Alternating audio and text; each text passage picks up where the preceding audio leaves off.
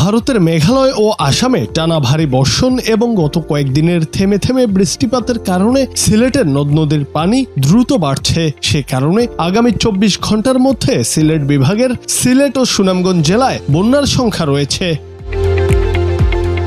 ইতিমধ্যে জাফলং, গোয়াইনঘাট, কানাইঘাট, সিলেট, সুরমা নদীর পানি বৃদ্ধি পেতে শুরু করেছে। সিলেট নগরীর বাসা বাড়িতেও দেখা দিয়েছে জলাবদ্ধতা।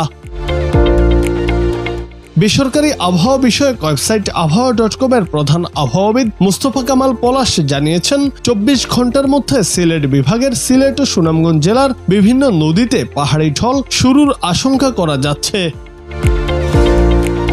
তিনি বলেন, মঙ্গলবার থেকে বুধবার দুপুর 12টার মধ্যে সিলেট বিভাগের জেলাগুলোর ওপর দিয়ে এক নাগাড়ে মাঝারি থেকে ভারী মানের বৃষ্টিপাত অতিক্রমের প্রবল আশঙ্কা করা যাচ্ছে। জুনায়েদ আহমেদ, বাংলা টিভি।